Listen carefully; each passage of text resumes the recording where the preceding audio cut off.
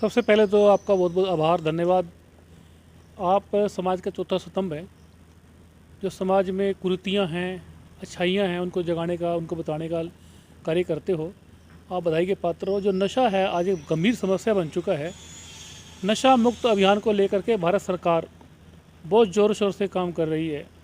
भारत सरकार द्वारा कानून बना दिए गए हैं, पुलिस प्रतिदिन अपराधियों को पकड़ रही है, परंतु केवल हम पकड़कर भारत को या हरियाणा को ड्रग फ्री नशा मुक्त नहीं कर पाएंगे। इसके लिए हरियाणा सरकार, हरियाणा पुलिस और एनसीबी खड़ी कर दी है यहाँ पे हरियाणा के अंदर, जो नशा मुक्त जागरूकता अभियान के अंतर्गत लोगों को जागरूक करने का भी काम कर रहे हैं। मैं पिछले 5 वर्षों से नशा मुक्त जागरूकता अभियान के अंतर्गत पूरे हरियाणा प्रांत में, स्कूलों में, कॉलेज में, यूनिवर्सिटी में, गलियों में, मोहल्लों में, नुकड़ों पे, चौराहों पे जा कर के जागरूकता के माध्यम से विशेष रूप से युवाओं को, जो युवा हैं, बच्चे हैं, नागरिक हैं, उनको समझाने का, बताने का काम कर रहे हैं कि वे नशा छोड़ दो और जीवन से नाता जोड़ दो। यदि नशा होता अच्छा तो सबसे पहले माँ कहती खा ले मेरे बच्चा। यदि नशा होता अच्छा तो पिता कहता है भी थोड़ी सी पी ले, क्यों करता है चिंता, अपनी ज़िंदगी जी ले। हर प्रकार से युवाओं को जागरूक करने का, समझाने का हम काम कर रहे हैं। और जहाँ तक ये बात होती है कि नशे की प्रवृत्ति बढ़ती जा रही दिन पे दिन, इसके पीछे एक कारण तो ये है कि आज माता पिता और अभिभावक अपने बच्चों को समय और संस्कार नहीं दे रहे हैं। समय ना देने के कारण, संस्कार ना देने के कारण बच्चा गलत राह पे जा रहा है। तो आज आवश्यकता है कि माँ बाप, अभिभावक समय दें। वो बच्चों को जो मांगते हैं उससे पहले दे देते हैं, और उस बच्चे को उसका मूल्य नहीं पता होता कि मुझे जो आज ये पैसा रुपया मिला है वो मेरे माँ बाप ने, मेरे लोगों ने कैसे कमाया है। जब तक उसको इस बात का ज्ञान नहीं होगा, आभास नहीं होगा, तो हो सकता है वो पथभ्रष्ट हो जाए।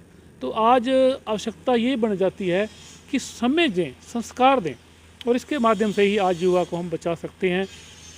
तो अगर बात करें वर्मा जी, जिस तरह युवा है उसका नशा, ड्रग्स और कैप्सूल, इंजेक्शन, भांग, ये चीज़ें आम हो रही है। और कहीं ना कहीं देखा जाए जो केमिस्ट्री की दुकानों से नशा बिकता है, पुलिस कार्रवाई करती है, पकड़ते, जो इसका डिपार्टमेंट क्यों नहीं कार्रवाई करता। भी जो युवा हैं देखे जाते हैं कि नशे अपनी नसों में इंजेक्शन लगाते हैं, तो क्या कहेंगे? बड़ा अच्छा प्रश्न किया सर आपने। अब जो है, अब भारत सरकार इस ओर बड़ा कदम उठा रही है। भारत सरकार द्वारा, केंद्रीय गृह मंत्रालय द्वारा एनसीबी के माध्यम से एक नया नंबर पूरे भारत के लिए लॉन्च कर दिया है, 1933 1933। अब आपको थाने चौकी में नहीं जाना, पुलिस के पास जाने नहीं सकते, नहीं, केवल 1933 पर भी आप बता सकते हो कि ये व्यक्ति है जो ड्रग्स बेच रहा है, ये केमिस्ट है जो नशे की गोलियाँ बेच रहा है, नशे के इंजेक्शन बेच रहा है। उसके माध्यम से सूचना के आधार पर ऐसे व्यक्तियों पर कठोर कार्रवाई की जाएगी। और आपको बता दें कि नारकोटिक्स कंट्रोल ब्यूरो के जो मुखिया हैं, परम आदरणीय श्री ओपी सिंह साहब, डीजीपी हैं आजकल, तो उनके दिशा निर्देशों से हरियाणा के अनेक शहरों में जो नशा तस्कर हैं और जो केमिस्ट हैं, जो नशे की गोलियाँ बेच रहे हैं, इंजेक्शन बेच रहे हैं, उनको सील करने का भी हम काम कर रहे हैं। तो देखिए, पुलिस तो अपना काम कर रही है, पुलिस के हर जगह पुलिस नहीं पहुंच सकती। जो आम लोग हैं, समाज सेवी हैं, तो उनका भी कहीं ना कहीं कर्तव्य बनता है कि इसके ऊपर कहीं ना कहीं शिकायत करें, उनको रोकें। बिल्कुल, आज आवश्यकता इस बात की है कि समाज के अंदर 100 लोग हैं, 100 में से 5 लोग भ्रष्ट हैं, बेईमान हैं, और जो बुरे काम करने वाले हैं, और जो 95 लोग हैं वो चुप बैठे हैं। अब समय की आवश्यकता ये है कि जो 95 लोग चुप बैठे हैं ना, जो ये कहते हैं कि मेरा काम नहीं है, ये काम पुलिस का है, उन लोगों से मेरी प्रार्थना है कि जिस दिन आप 95 लोग इकट्ठे हो जाओगे, एकजुट हो जाओगे, उस दिन जो समाज के 5 जो बुरे लोग हैं, जो समाज में कुरीतियाँ फैलाने का काम करते हैं, गलत काम करने का काम करते हैं, वो आपको दिखाई नहीं देंगे। और अब आपको किसी से सामने आके लड़ने की आवश्यकता नहीं है। सरकार ने जो ये नया नंबर दिया है ना, 1933 नंबर दिया है, ये बहुत महत्वपूर्ण नंबर है। इसके पर आप हमें जानकारी दें, बताएं, क्योंकि सूचना सीधी सेंटर में जाएगी, केंद्र सरकार के पास सूचना जाएगी, और उसके आधार पर वो छटनी होकर के फिर कार्रवाई होगी। तो अब सबसे महत्वपूर्ण नंबर यही है। जो युवा हैं जो नशा करते हैं, उनके लिए क्या कहना चाहते हैं? जो युवा है, जो नशा करने वाले हैं, युवाओं से हमारी प्रार्थना रहेगी कि भाई नशा होता अच्छा तो माँ कहती खा ले मेरे बच्चा।